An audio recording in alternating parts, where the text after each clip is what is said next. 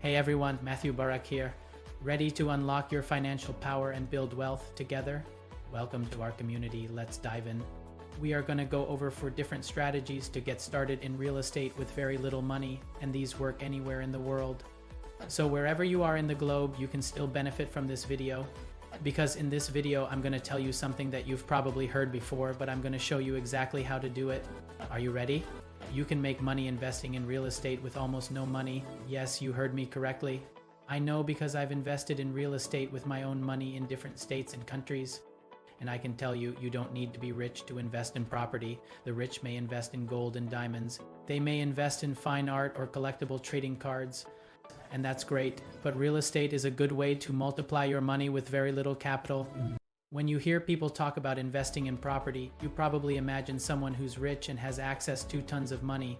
You might think you need a ton of cash sitting in your bank account to make that happen, but that's where you're wrong. Some people say you need a big down payment. I call BS. Others say you need perfect credit. Not necessarily true. Some will even tell you that you need connections in high places. Yeah, definitely not true. All you really need is a little creativity, a bit of know-how, and a pinch of courage to take the leap. But why should you bother with this whole real estate thing? Well, it's not just for the wealthy. You can do it too, and it's not just about houses. It's about building wealth and having control over your financial future. One of my biggest mistakes when I got started was trying to buy a house with my piggy bank. I even put a down payment on a property and I got a loan for the rest. But the problem was I didn't have enough cash to handle unexpected repairs, rising interest rates, or anything unexpected that came my way. It was a tough lesson, but it taught me the importance of being prepared. Another common misconception is that you need a big credit score to buy property. Well, think again. I've seen firsthand that you can make it work with a lower score too. It's all about finding the right property and getting creative with financing. So if you're not rich, how do you start? First, you need to educate yourself, learn about your local real estate market, financing options, and different strategies for investing in property. It's a smart move whether you're a newbie or a seasoned pro. The next step is to find a good real estate agent. A knowledgeable agent can guide you through the process, find properties that fit your budget, and help you make a successful offer. Trust me, having the right agent can make all the difference. After that, explore various financing options. This is where it gets exciting because you've got more avenues than you think. Beyond traditional banks, look into government-backed programs, low-down payment mortgages, and alternative financing sources like private moneylenders. First, let's talk about the big 2 for primary residences, FHA loans and conventional loans. Understanding the differences between these is absolutely crucial for financing your property, especially when you're starting with little money down. Here's how they stack up. FHA loans are often a smart entry point because they're government insured, which means lenders are more forgiving. Their credit requirements are more flexible, often letting you qualify with scores in the mid-500s. And here's the best part. You can get in with as little as a 3.5% down payment. The downside? You'll typically pay mortgage insurance premiums for the life of the loan. Now, conventional loans, these are not government insured, so lenders usually want to see a higher credit score, typically 620 and above.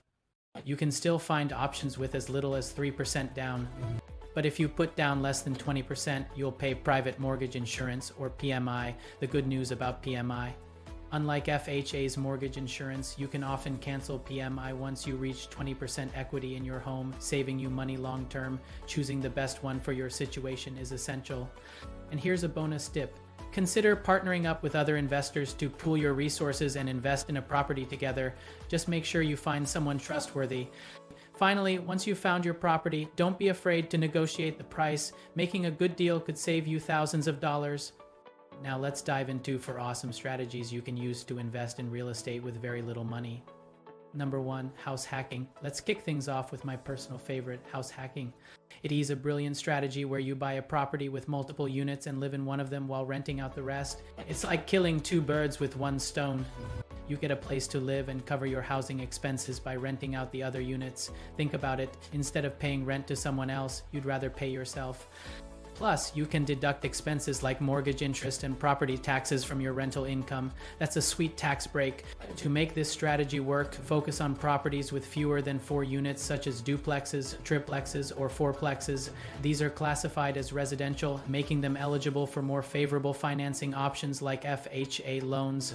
And the best part, you don't need to be a millionaire to get started. For instance, I scored a quadplex in a prime location for just $10,000 down. My pro tip, look beyond the property's appearance. Sometimes what seems like a fixer-upper can be a hidden gem waiting to be discovered. Number 2, real estate crowdfunding. Next up is real estate crowdfunding, which lets you invest in properties without buying them yourself. It's a great way to diversify your investments and get exposure to different markets.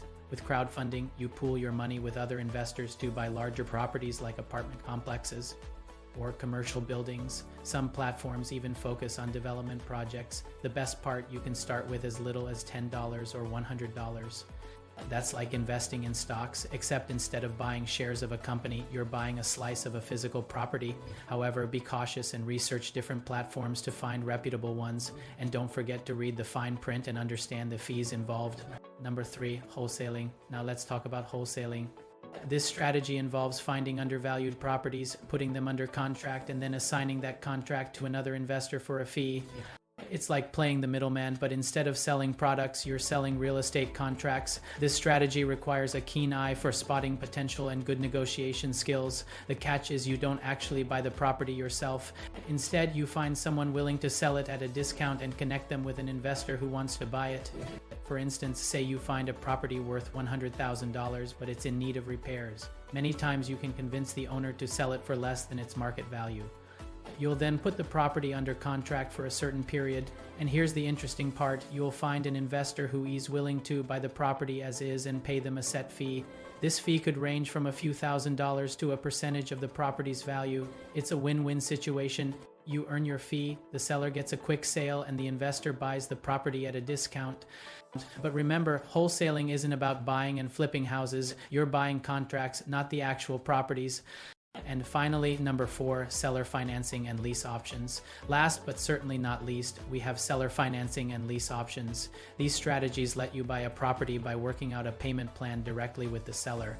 It's like setting up an installment plan without going through a traditional bank or mortgage lender. For instance, you could agree to pay the seller a monthly amount over a specified period, and this monthly payment could include a portion that goes towards the property's purchase price. This option is fantastic for those who don't have a lot of cash up front or whose credit history isn't perfect. Similarly, lease options allow you to rent a property with the right to buy it later at a predetermined price. Part of your rental payment often goes towards your future down payment. It's like testing drive for homeownership. You can rent while deciding if the property and the neighborhood are a good fit for you. And guess what? These strategies don't just apply to houses. You can use them for commercial properties too. However, they do require a bit more creativity and negotiation. But hey, that's where the fun is, right? All right, future moguls, there you have it. Remember, the journey to financial freedom starts with a single step. Even if you're feeling strapped for cash, don't let it hold you back. And here's a secret just between us. The truth is, you don't need to be rich to invest in property. With a little creativity and know-how, you can make your real estate dreams become true.